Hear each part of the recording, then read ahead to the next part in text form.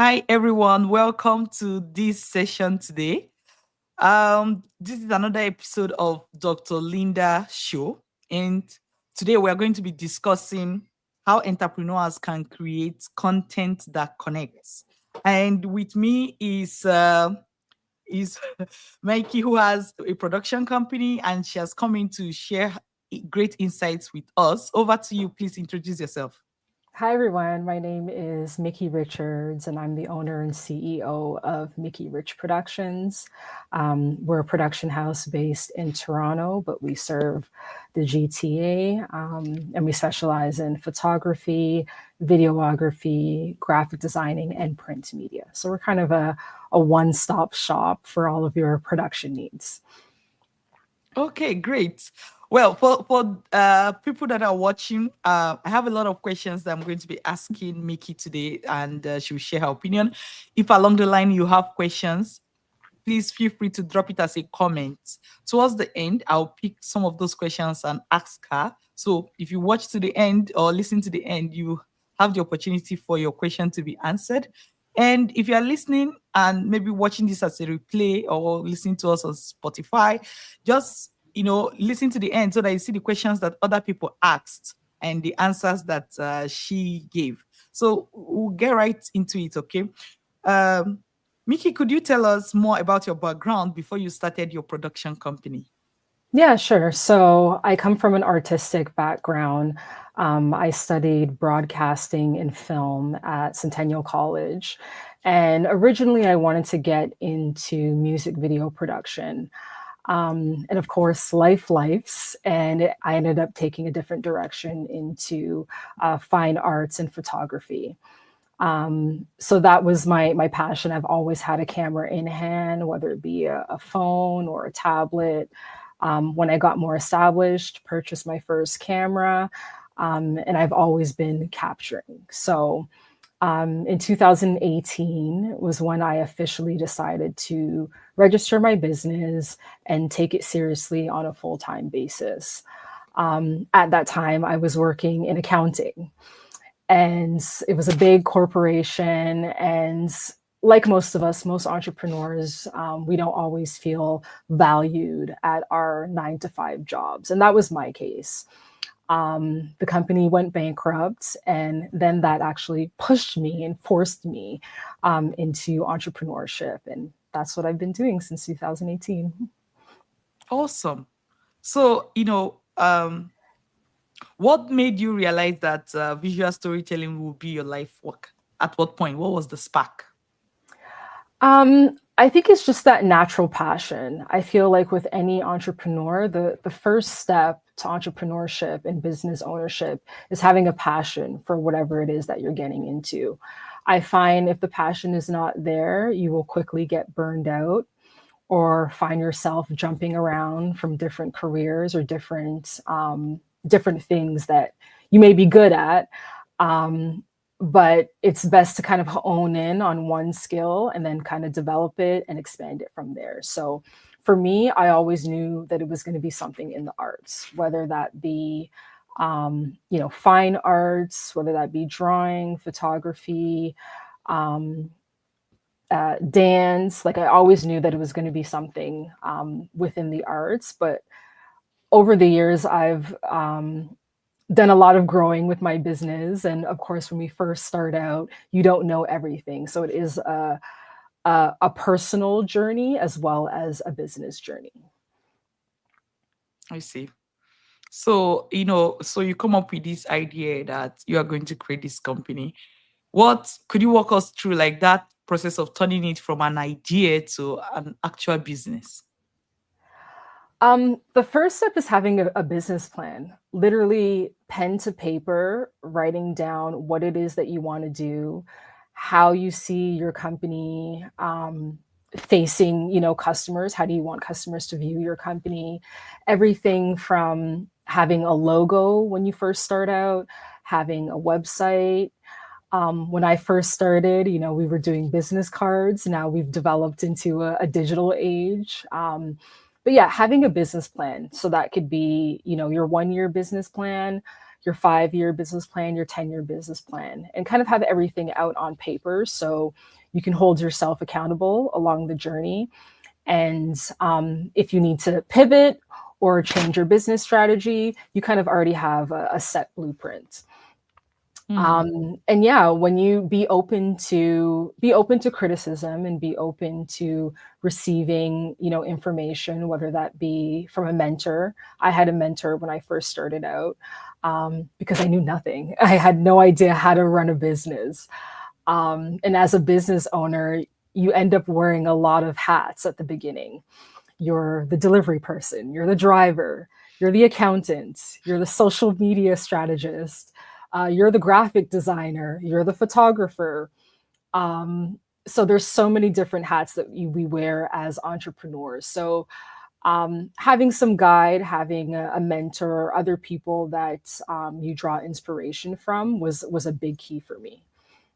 Mm. That's good. When you were talking, you mentioned something about in the beginning we used to create business cards. Now we've turned into the digital age. I got curious. Like, so what has replaced business cards in this digital age? There are apps where you can kind of scan a QR code, and then that is a digital business card. So it has all your information on it. Depending on what provider you're with, it will download your contacts into a database on your phone. So if you ever look up, oh, photographer, my business card and my information will pop up. So it's so important too to keep up to date with technology, and that's with every entrepreneur. Things change so rapidly in this digital age, especially with AI. If you're not evolving with technology, you're going to be left behind. And for me, technology has really streamlined my business and made my time a little bit more productive in terms of getting back to customers, answering emails, invoicing, even down to editing. Technology and AI is really helping businesses a lot, and it really helps my business. That's amazing. Do you have an example of such an app? So when it comes to designing and marketing strategy, we personally use Canva a lot. Adobe Suites, you can download those apps as well. Those help with a lot of editing. Yeah, but there's so many apps out there. It's hard to name a few. Yeah. um, but yes, you can definitely do a Google search and find the app that really works best for you. For email marketing, Mailchimp. For websites, we personally use Wix. But there's GoDaddy, there's Square, there's so many. Yeah. But it's finding the fit that works best for your business. I see. I was looking for the app for the one that have replaced business cards. That's called Hootsuite. Oh, I see. Yeah. That's good. I'll check it out. And Yes. as entrepreneurs, we're always learning every day, right? Like, Yes, and those things also help with your back and your cost, right? If you think about it, you're no longer having that spending for printing, right? Now you've replaced it with something technical. So it helps when you're looking at your budgeting, your monthly budgeting and business overhead. mm, great. Thank you very much. Okay. So, what specific services does your brand offer today? So when we first started out, we were primarily photography. And under that branch, that included events, that included family portraits, weddings, fashion, editorial. Since actually 1 year after we started, we added on videography. So once again, that comes down to events, special occasions, birthdays, weddings, corporate events. And then during COVID, we added a third service. And during COVID, our photography and videography services, they were null and void, right? We couldn't go out. We couldn't attend events. So we had to find a service that was digital or that could be serviced virtually. And that was our graphic designing. So that's a service that we are able to provide nationwide. We have customers from the continent of Africa, we have the Caribbean, we've worked in the US. And that's something that has really kicked off over the past 2 years. And under the graphic designing branch, we do everything from marketing, banners, designing business cards, designing websites. Logos is a really big service, very popular, especially for businesses that are just starting up and need a really strong logo and a really strong brand presence, like right away. So, Mm, yeah. I see.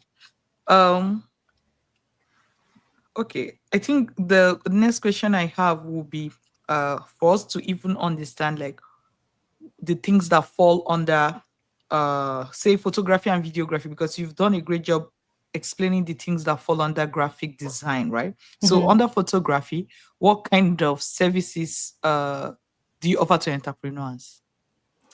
So our main service right now is events. So we go out and photograph people in candid atmospheres. We photograph vendors at events.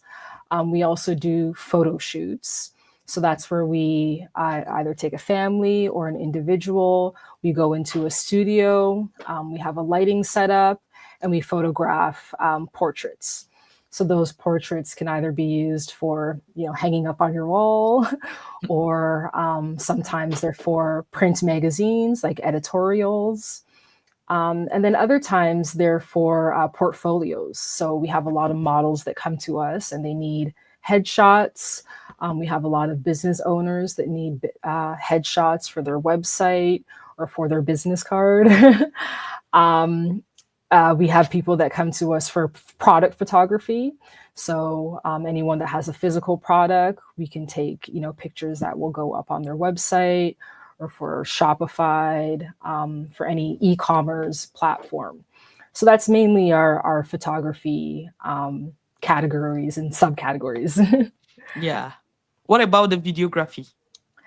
So videography, it falls under kind of the same template. So same thing for events. So we'll come out, we'll take clips of your event, and we'll do editing and edit, a highlight reel for social media. We also do video behind the scenes. So if you're at a photo shoot and you need behind the scenes content, we come out and do that. Same thing for weddings. It's not myself. Usually for a wedding, we have a larger team. So we're getting different angles and different perspectives, and one team's with the bride, one team's with the groom. So it depends on what your project is.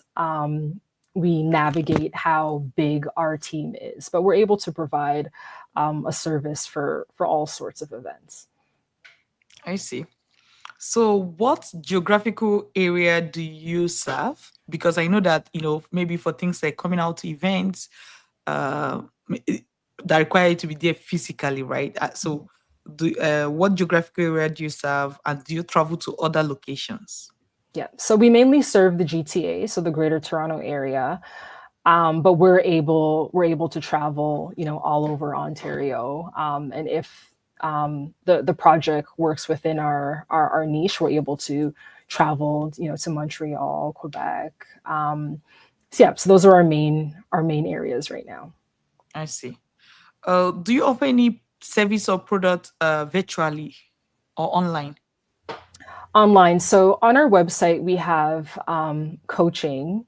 So anybody that wants an extra kick when it comes to their entrepreneurship journey, we offer online coaching sessions, and those can be booked on our website, www.mickierich.com. For our other virtual services where we don't have to physically be there, would be our graphic designing. And we also do workshops. So anyone that's holding an event or they need a public speaker or someone to attend to kind of speak to their guests, we also do that as well. And that's something that can be done just like how we're doing it today virtually. I see your point. That's awesome. Um, yeah, asking these questions so that anyone watching from anywhere will know that, okay, this is what I can access, this is what I can't access, based on location, based on what is visible online. Like, for example, the coaching is something that anybody from any part of the world can access since it's on your website. Yes. And same for, just like you mentioned, like something like graphic design, right? Is very uh is easy for anybody to, have that one-on-one conversation virtually, Yeah. get the work done, get the work delivered in today's world that is very connected. Yes. Yes. Absolutely.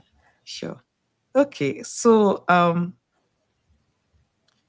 was there, if ever a moment where you questioned that you could make it in such a competitive market, and how Every did you move past that? every day I question it. No. um, as we know, photography or even media in general is something that's growing so quickly, and the accessibility of equipment is getting a lot easier, right? I've seen some beautiful photographs and some beautiful video productions done on a cell phone, right? So it's really trying to find your niche audience and trying to find a way to stand out from the noise. And for us, it helps that we are a one-stop shop. So you don't have to go to someone for video and someone else for photography and someone else to design your flyer. You can all do that under one umbrella, and it makes the clients work a lot less, right? They have a lot of things to do, right? So Mhm. if they can just reach out to one company to get all of those services done, I feel like that's something that really helps us stand out. Also, our reputation. We've been in this for over a decade. So people trust our brand. They trust the face. When I go and network, people recognize our work. And that also builds trust versus someone that just might be starting out or someone that's just learning. So that's something that really makes us stand apart. You know that when you connect with me, you're going to be getting quality work every time. You're going to be meeting deadlines. You're going to be getting a really good customer service experience. So yeah, those are things that are super important when running a business. Also, it helps that female runs. We strive a lot to empower our youth and women, young girls. So we hire on diverse team, but we try really hard to give back to our community and let young girls and women know that even though this is an industry that was primarily very heavy male based, there is a seat at a table for you, and there are skills that you can learn to turn this into your own business. Good, good. So, I'm going to go more deeper now into the topic of the day, which is how entrepreneurs can create content that connects. So, in today's world that is flooded with content, even AI content, different kinds of content, what Yeah. kind of content should entrepreneurs be creating to rise above the noise? Create consistent content. If you're a baker and your followers are following you for baking, don't post about fitness, right? Keep it consistent, keep it targeted towards your brand. Um, so yeah, create some kind of planner, some kind of schedule on how often you're going to be posting, and that changes yearly depending on what social media platform you're using. I know for Instagram, they like posting at least once every day. Um, a few years ago, that was different. It was posting, at least 3 times a week. So once again, keeping up with trends, having your ear to the streets, and making sure that you're following algorithms will also help you stand out when creating content. Also, create content that's authentic. When we're on our phones or on our computers, very easily within 30 seconds, you can tell whether um, someone is being genuine about what it is that they're speaking about, or whether someone is knowledgeable about what it is that they're speaking out. So be yourself, right? of course you're going to have influence and you're going to see a lot of noise out there, but it doesn't help to copy someone else's brand or someone else's online presence. I think people more gravitate towards realness and authenticity. Yeah, so those would be the key things. That's great. You've mentioned a couple of things. So I think as we go further, I'm going to dive more into them one by one. Yeah. So can you recall maybe a moment when a single piece of content significantly shifted visibility or engagement for you or a client? Yes. I find when I capture what it is that I'm doing, that seems to pique a lot of interest. So versus just posting the final product, so posting the photos or the final video, people want to see you on set. They want to see behind the scenes. How did you set up your backdrop? How did you set up your lighting? What camera are you using? What kind of atmosphere are you creating at an event? So behind the scenes, online watchers love that. They also want to see you in different scenarios. So obviously, as entrepreneurs, everything isn't positive and up, and we feel great every day, and we have ideas. That's not how it is, right? There are days when we have blockages. There are days when we don't feel motivated. So capturing that as well, like, hey, today I need a mental health break. I'm going to the spa. People want to see your real life. And if you come online presenting like entrepreneurship is, the best thing ever and everything is always positive, you have constant work coming in, we know that that's not reality, and your viewers will see that as well, and they'll just log off. I get it. One of the things I picked up here is the fact that people like behind the scenes. Yes. Yeah. And most times, you're just like, if you're with the camera, you're focused on what you're creating, that is as if the other camera that should be videoing you doing what you're doing, then Yep. is missed out, right? Except there's a conscious effort to include that in. Yes, it's planning, right? So when you Mhm. go out with your camera to shoot with a client, it's also being prepared. So having your tripod, having a secondary or third phone, and setting that up before you even get into the meat and gravy of your business. So things change, right? When we first started creating content, we didn't have to really think about that behind the scenes. But as we move forward, we see that behind the scenes and capturing your day to day, that's what your viewers really want to see. So it's making a conscious effort, literally, like you said. Mm. For me, for example, I love behind the scenes. Because I also find them more interesting as a person. And one thing I always ask myself, okay, if you find this interesting, there is a chance there are other people who find it interesting.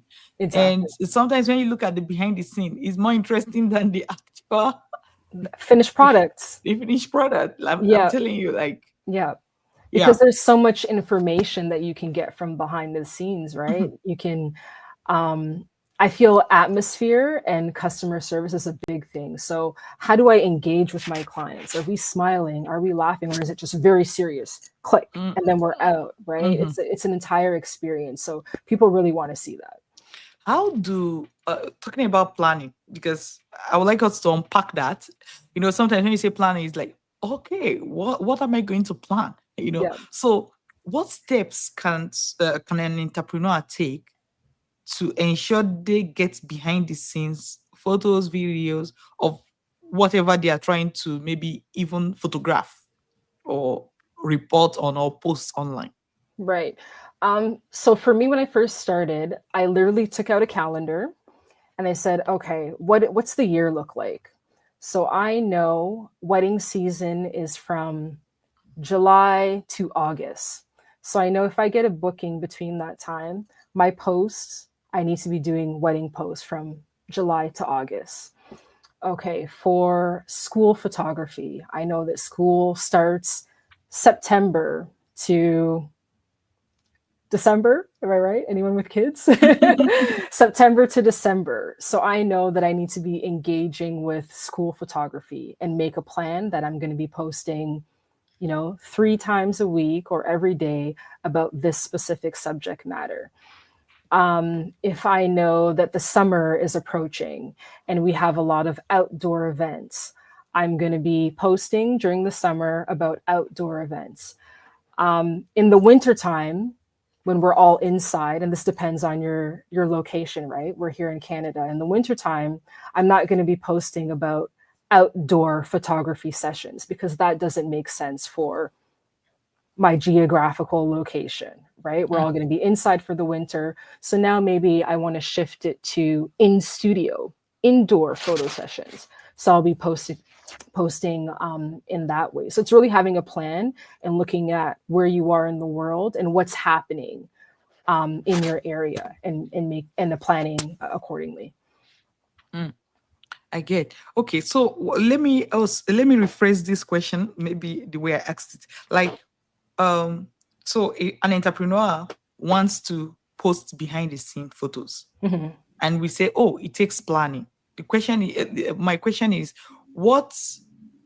how do they plan in order to be able to get the behind the scene? What are some of the things they can do to enable them get behind the scene of whatever it is that they are doing? Right. Okay.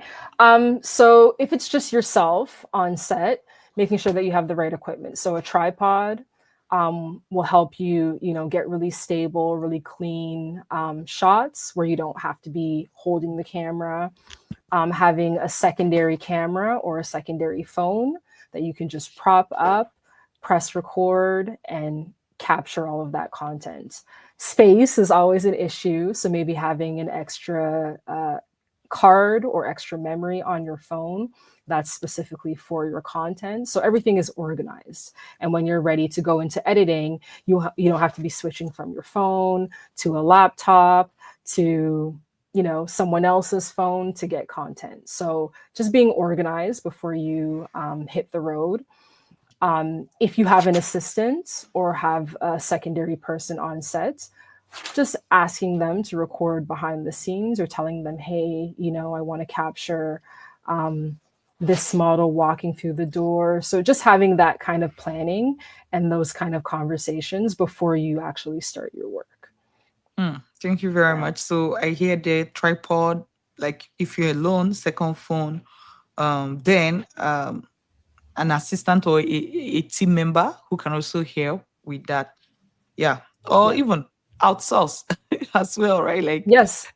get a content creator. That's something that, sometimes these things are possible, but I think most times is coming with the thoughts, Yeah. coming up with the idea, Yeah. because if behind the scenes are important as an entrepreneur, then it's easier to make effort to want to include it, because it doesn't look like it's important until you need to post it, until event is over, Yes. until Yeah. what you're doing is over. It's like, oh, I wish I showed how I set that up, or what was happening behind the scene, or when the speakers came in and stuff like that. Maybe the main camera was just watching them speak, you Yes, know. yes. And just to add, if those two options don't work for you, doing it yourself, or maybe you don't have an assistant on set. Like you said, outsourcing. You can always get volunteers, people that want experience and want to be on set and are willing to assist with content creation for a voluntary or trade for services operation. Mm, I get it. Volunteer. Yeah. Moment. Yes. All right. So, how do you approach the tension between, what's trending and what's true to your brand voice? Oh, Or can a goodness. content be both? It can be both, but I think it always goes back to staying true to yourself. So I'll give you an example. Um, there was a time where dancing, like TikTok trends and recording yourself doing these trends was very popular. It's still very popular. Me personally, I'm not a dancer, right? So for me to set up a camera and start dancing and doing these trends, that is me being all unauthentic, right? Mm, mm. It's something that's going to be maybe difficult for me to consistently do or consistently come across like I'm having a good time. Let's just be honest, right? It's not for everybody. So it can be both, right? You can pick things that are trendy. Maybe there's a trendy song that will boost your content, right? So you can use that trendy song and you don't have to step out of your brand image or comfortability to make content. Another thing that you can do is they have templates. So for Instagram, there are content templates. And you can literally just plug in your images or your videos to create a template that is trending and a template that will boost your algorithm. So it's both, right? You can do things that are within your brand niche, and then also do things that are trendy. Because if you're not doing things that are trendy with social media, unfortunately, the way that the algorithm works is that you won't be seen, or they'll push your content down to the bottom of the viewership. Another trick that we've recently been implementing, um, for your content, you know, at the corner where's that there's the little save button. Save your content. Social media loves that. If you save your content, it lets the algorithm know that people are interested in your content and that they want to see more. Also, heart, like your own content. I know it seems cheesy, but like it. That also tells the algorithm that people are interested, right? Um, Stay away from um, captions that are very heavy in advertisement. So, for example, um, buy this shirt today for free so and so. The algorithm will see that as spam, or they'll see that as advertisement, and they will push your content down to the bottom. So you can search online on the best ways to write captions that are algorithm friendly. Yeah, that's a good one. Yeah. The best ways, I was actually writing, the best ways to search content. Sorry, the best way to repeat. So the best way to get your content to boost is to share it to your stories, to like it. So click the heart. Oh, sorry. No, I got that. You know, you said you can search. There was something you said. You say you can search for the best way to do something like maybe get a caption that is algorithm friendly or something. It was how you said it. Yes.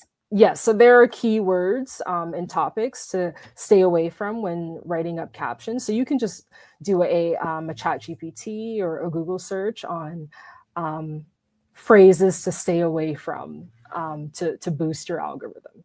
So Mm. anything that's too heavy promotion, anything that's too heavy, buy this, or yeah, just stay away from those.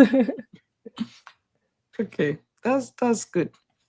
Um, how do you find out what is trending, right? So I know that sometimes, okay, maybe you are seeing lots of the videos or photos or something, and then you know something is trending, right? But let's say something is trending and you don't know yet.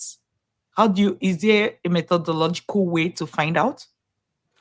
On social media, usually if you go to your Explorer page, that will have an archive of everything that's really popular. So anything from reels to trending music or trending audio. So that's kind of an archive where you can look to be like, okay, that's something that looks really cool. Maybe I should try that trend. So that's an easy way to find a template or something that's trending. Mm, I get you. Okay, lots. You're sharing lots of insights. Please, if anybody is watching, make sure you have your book and you're writing and your pen, or Yes. maybe type digitally. That's Type still okay. digitally. Yeah. Okay, what kind of content connects deeply with audience? So that's going back to authentic content, behind the scenes content, actual finished product. I find storytelling. So, content where you're actually using your voice and kind of speaking over a video. Today, follow me as I go to a photo shoot. The client that I'm working with today is so and so, and we have this white backdrop, and we're going to be doing headshots. It brings a more personal feel to the content versus using maybe a robot's voice or a chat GPT voice. People can hear you, they connect with that. And then the narrative, kind of walking them through your day or walking them through what it is that you're doing. That's the content that I find has consistently worked the best. Storytelling Yeah. using your own voice. Yeah. That's good. A moment. All right. So when you think about visual content that builds trust, what are the non-negotiables? What must be present? Branding has to be present. So whether it be your logo or a watermark, something that people can easily identify that this is yours very quickly within 10 seconds. Studies say that people can identify your brand and know that it's you right off the bat. So yeah, branding is a non-negotiable. Quality, good quality images. So whether that be your phone or photos, um, people are just not going to watch something for too long that is very blurry or pixelated, right? Our attention spans are very short, and we want it to be, very clear right off the bat. Audio is a thing that we sometimes forget about and don't talk a lot about, but having clear audio, no graininess, no fuzziness, no dropping in the volume consistency. So when you have your headphones on, one video shouldn't be super loud and another video is super low, right? There should be equalization when it comes to your audio. So those are the key things. Yeah. Okay. Um, from your experience, what's the biggest mistake entrepreneurs make when trying to gain visibility online by creating content? I would say starting, like making that first point is the first post, I think, is the biggest mistake. If I go to your page as a business owner and I see that you maybe have one post and it was in 2012, right off the bat, I'm looking elsewhere because that communicates to me that maybe your business is not operating. Maybe you're taking a break. Like I don't know, right? It's not a clear communication that you're still in business and that you're in operation. That maybe tells me that you're not serious about your business, right? Maybe you're doing something else. Maybe your focus is somewhere else, and maybe you won't be as attentive on this project, right? Um, yeah. So making that first post, just do it, and then from there it will get easier. You'll get into a routine. There are a lot of ways that social media can help you as well. So another thing that I use is scheduling. So say as a business owner, you only have time in the evening to create content. You can create that content in the evening and schedule it during high traffic times the next day. So that might be if you're doing baby clothing, parents are usually up at 7, 8 a.m. So you can schedule your posts to happen during that time where it's high traffic for your demographic. For me, our high traffic times are usually between 5 p.m. and 7 p.m. So I'll schedule that post and then leave it. I don't have to do any work. It's streamlining my business and streamlining my social media content. And all social media platforms have that now. Instagram, Facebook, I believe TikTok has that as well, the scheduling option. Yeah, that's a good thing to point out because one challenge as an entrepreneur you could have is that when you are free to actually make that post, happens not to be the the high traffic time for your audience, but Yeah. then you are torn apart between should you actually post now or don't post at all, right? And Yes. then, so the scheduling thing is a very good one. Yes, yeah. And then it's a back and forth, right? And that's how you get to years without posting content or posting something, once a year. Um, yeah, just scheduling and planning. And like I said before, really looking at your calendar and seeing what it is that fits your business and what you need to be posting for the year. Hmm. Okay, so earlier on you talked about storytelling, right? So what makes storytelling powerful, emotionally unforgettable? Um, so having the key ingredients. So who is it that we're talking about? Is it myself? Is it someone else? What is it that we're watching here? Myself. Am I behind the scenes or somebody else? Are we following them as they get ready for the day? um, where are we? Establishing those things right off the bat, right? So that's a really good um, ingredient for really good storytelling. um, One thing that you can include is knowledge, right? You can be offering something or giving knowledge to your audience, telling them a trick or tip about a certain topic. Um, or simply, there's something called a dangling carrot or a hook, right? So you tell a story, and then at the end of the story, you say, "Oh, comment below for part two," right? So that creates engagement, that creates viewership. People are going to be coming to your page to see, oh, is there a part two of that behind the scenes? Or is there a part two to how Linda baked that cake? Um, so, yeah, those are kind of the two things that are really trending right now in terms of storytelling. Hmm, that's good. How do you tailor storytelling for different platforms while keeping the essence consistent? Right. And that's a really good question because every platform kind of has its own feel and theme. Um, so for your website, you might want to keep it very professional, um, very condensed and very professional in the sense that maybe corporate people can really go to your website and check out your services. Maybe on Instagram, you want to keep it professional, but maybe throw in a little bit of personal with those behind the scenes or capturing what it is that you're doing. So I find on Instagram, people want to see about you. They want to see content about you as well as the services that you provide. For a platform like TikTok, it's very fun. It's very more personal and less business, less not less professional, but less business, right? It's more fun, the dancing, the trending, the hooks, right? Having a part one or a part two to whatever it is that you're capturing.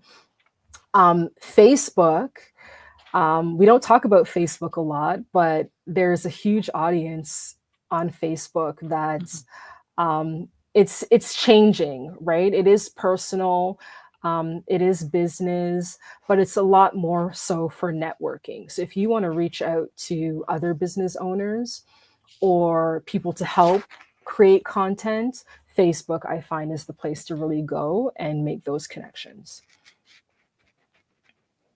Okay. Um,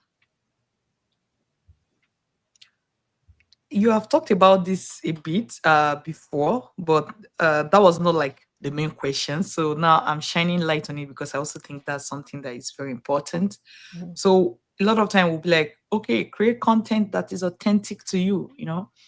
But in practice, how can an entrepreneur show up authentically online? Like what is like what are the ingredients that will say, okay, you are showing up authentically, you are not. That's a very good question, and that's a hard one, right?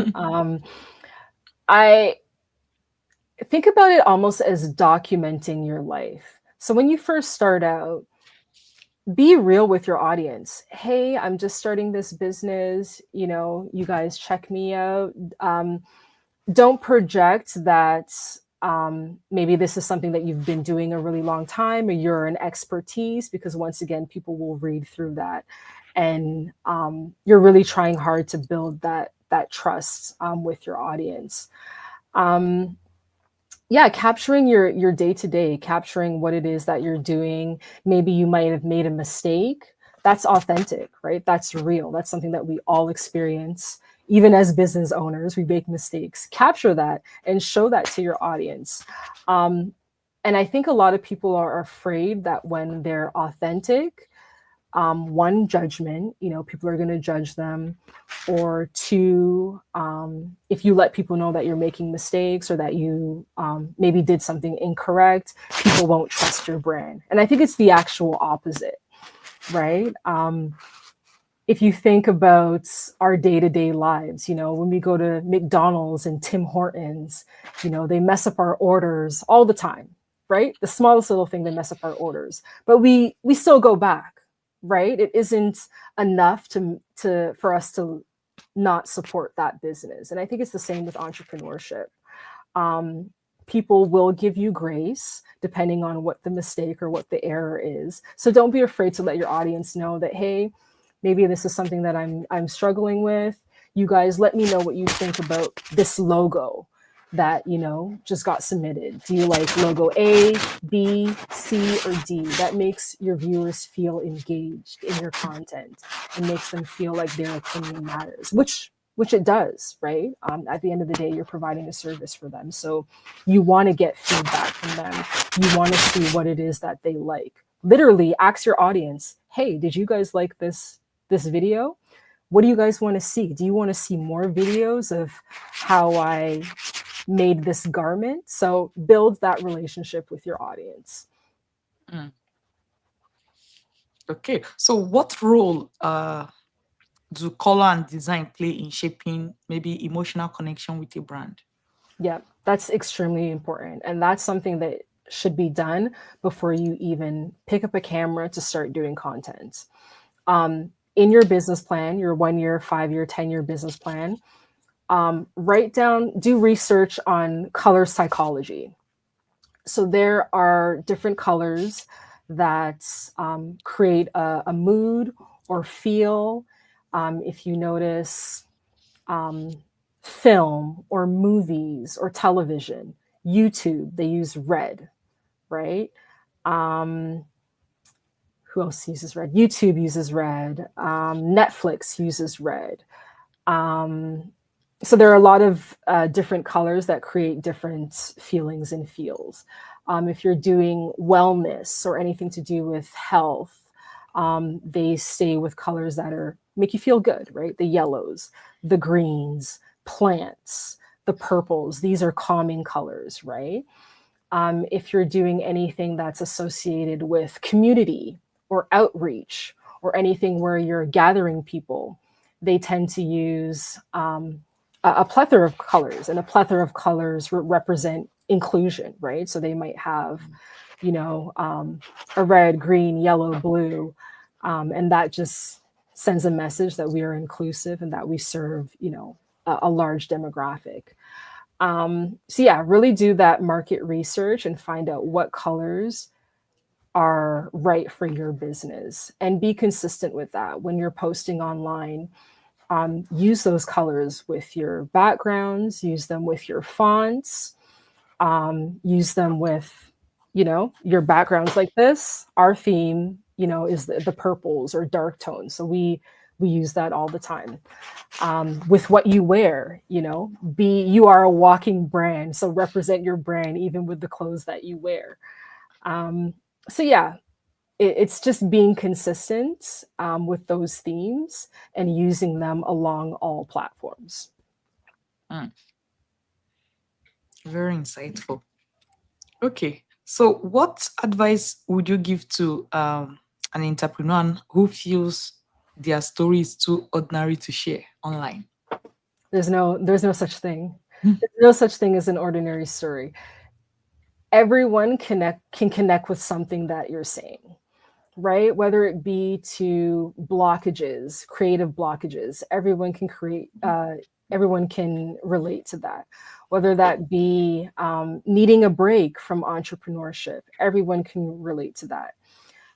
Being excited about something, your audience will be excited with you. So there's no such thing as a dull story or a story that isn't authentic enough. It's really just telling that story and getting it out there so people know who you are. Mm, I get you. Okay, so how can an entrepreneur balance content creation with running of the business? Because I Oh think my a lot of entrepreneurs feel like, oh my, I'm so busy running my business, I don't even have time to create content to post. But like, are there things or methods or tools that can help the person, balance these two? Yes, I when I tell you, Linda, it is a full-time job, content creating, right?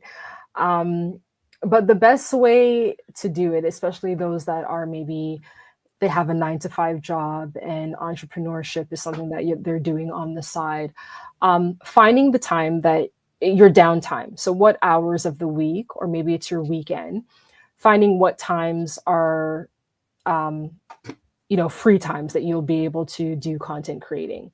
And during that time, being really disciplined and being really productive with your time. Because sometimes we say, okay, I'm going to wake up early and I'm going to do content creating from 8 a.m. to 12. And then we get on our phones and we start doing this. We start scrolling, right? Boom, we're distracted. Or we turn on the TV and we're half doing content creating and half watching Netflix. Um, Sometimes having a personal space as well. If you have an office that you can go to really focus on your content creating, that's preferable. If you don't, there are a lot of workspaces. You can go to a Starbucks, a Tim Hortons, anywhere that has, a Wi-Fi connection, a McDonald's.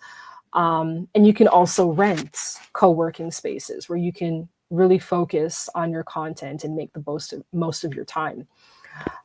So once you have that content, there are apps that you can use to fast track and edit quickly or splice things together. One of my favorite apps are CapCut or InShot. Mm. Adobe Suites are always my favorites. So those are things that you can do on your phone, and with the content that's in your phone, just edit really quickly, schedule it, and boom, it's gone, right? And you can schedule for the whole week. You can schedule for 2 weeks in advance, or schedule for the whole month. So when you're busy, you don't have to worry about stopping and doing that. That's amazing. Again, scheduling comes in there, right? As something to help. Because Yes. now, the first time we talked about scheduling, we're talking about it in terms of scheduling when your audience is most active.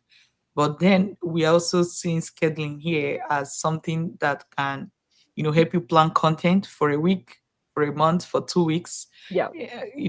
Because somebody may not have downtime every week, but that downtime may come, once a month, once in 2 weeks, once in 3 days. So Yeah. whatever the downtime is, if you think of scheduling, that's something that can help you ensure that you're posting even when you're Yes. not available. Yes, yeah. And just to add to that, if you find that you're really struggling with content, like you said, maybe there's someone that only has downtime once a month, right? You can always reach out to people that specialize in this, social media managers, and hire them on and get them to help you with posting, even once a week. That's better than nothing, because at least you are letting people know that you're open for business. This is the recent project that we worked on. So yes, as much as we want to do everything ourselves, it's really important as business owners to ask for help. I get it. Yeah. Okay. What strategies of platforms have helped you expand your reach the most recently? The most surprisingly, a lot of people might think it's social media platforms like the Instagrams or the TikToks, but it really is our mailing list. And I find when we reach out to our mailing list, that is directly into someone's inbox. And they're more likely to kind of open it and take a look and spend a little bit more time learning about your business. So from our email marketing campaigns, we've gained so much business and so much connections. And we see that people are really opening and reading them religiously, every time we send them. So we know that people like them and we keep sending them out. So email marketing is another thing that's, it is content, right? It is content creation.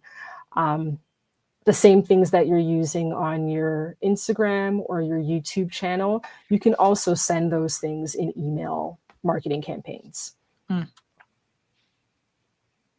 That's that's a great way to think about it. Like, sometimes we think of email marketing as something you use to reach your audience when maybe there's a sale coming up or there's some, but not like as part of content creation as well. Yes, that one piece of content can be used along so many different platforms, right? Because if you think about it too, your audience might not be all on one platform. Some of the more mature clientele, maybe they're all on Facebook, where none of them are even looking at Instagram. So you're missing out on different demographics by not using that content along all platforms. Good. All right. So, what piece of advice? What's the piece of advice you wish someone gave you when you were starting out as a creative entrepreneur? Oh my goodness. That's a good one. Procrastination was a big thing. Really procrastinating and saying, oh, well, maybe I'm not ready. Maybe I don't have enough finances, or maybe I don't have enough knowledge. Knowledge was a big one, because you see so many people out there creating content, maybe on a higher level than you. And you might feel a little bit down, or not as confident in yourself. So really just taking the bullet and just doing it, jumping into it. And the second thing I would be is not giving up. A lot of times as entrepreneurs, after year one, if we don't see progression, or if we don't see, a profit or certain margins being made, we give up. We say that it's not working. This isn't for me. Nobody likes my baking. And then we pivot to something else, right? But like they say, practice makes perfect. And if you stay consistent over the years and keep developing your skills, people will come, and you will really take your content creation to the next level, and you will see an improvement. If you scroll back to some of the first content that I made in 2018, it was horrible, right? I had a horrible phone, a horrible camera. But you can see the progression, and you can see your audience grow as you grow with your business. Okay. So, how do you reset or reconnect with your mission? Especially when you feel overwhelmed as a business owner. I step away. I literally step away. There are times when I might be editing a video for hours on end, and my eyes are hurting, and I need to just step away, take a break from it, and then reconnect. So it's really important to have that work and personal life balance. As entrepreneurs, we feel like we need to just go, go, go all the time and be busy all the time and be at every event networking. It's really important to pour into yourself so you're able to pour into your business. And that's doing anything that brings you happiness or fulfillment. It could be stepping away from your project and going for a walk, or meeting up with other content creators or other business owners and just doing a check-in, seeing how everybody's doing. So whatever it is that has nothing to do with your business, just go for it and then come back to your business when you're ready. Okay. All right. Just a moment. What would you say to an entrepreneur who is not creating content for their business right now? Like, they've not started creating content. Yeah. Just start. Make that, like I said before, just make that first post. because procrastination is something that will really make you not progress in the world of entrepreneurship and content creating. Whether it be maybe you feel that you don't have the right equipment, or you might feel that your story isn't the greatest, just post it. And another thing that I see people do is that they post something, and if it doesn't get enough likes, or the amount of likes that they feel it should get, they remove it. Don't do that, right? Just leave it up there, and let it just be. People will see it, people will come back to it.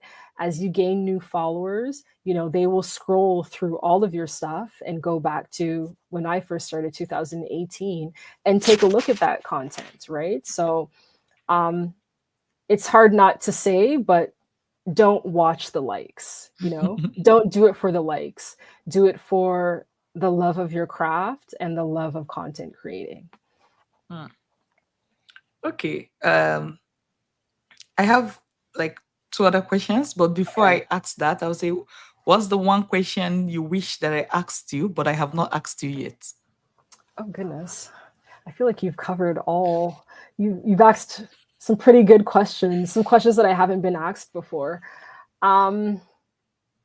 So for our business, we're very diverse, but being a Black owner, Black female owner, we do focus a lot and put a lot of our energy into giving back to those communities. So sometimes you might be in a space, for example, our space. A lot of times when I go out, I'm the only female. I might be the only person of color in a room. And for others, that might be disencouraging, or make them feel like they don't want to be in this space, and pick something else to really focus on. But it's really about being confident in whatever room that you're in, or whatever service that you're providing, and letting people know that, hey, I'm here. I have a seat at the table. I'm knowledgeable. I know what I'm doing, and really let your work speak for itself. So I really want to encourage women that are in fields that might be, very heavily male driven, whether it be construction or film, whatever it is. Be consistent, and be strong, and be firm and confident in what it is that you're doing. So that was one question I thought that you didn't touch on. I get your point. I get your point. Yeah. Okay. So, what's your vision for your company in the next 5 years? The next 5 years, we would love to expand to other continents. We would love to branch out and add a lot more people to our team, third parties, and have people, reach a lot more events. Obviously, I am just one person, so I can't be everywhere at all times. So really pulling from the community, reaching out to other creative people, and getting them to assist with content and capturing. Mm, Yeah. I So see. just expanding I, our. yeah, Yeah. I get it. Okay. So, what legacy do you want your production company to leave in the world of entrepreneurship and media? Wow. Legacy. I would like our legacy to be quality. When you're working with us, top quality, top quality customer service experience.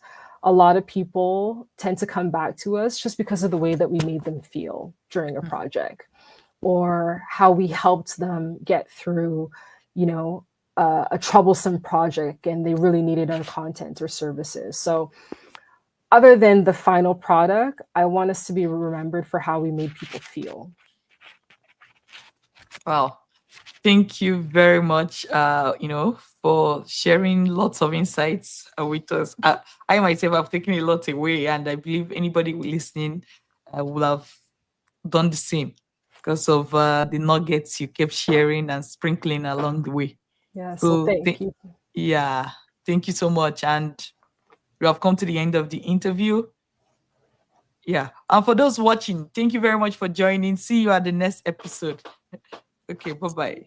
Bye, everyone. Thanks for joining.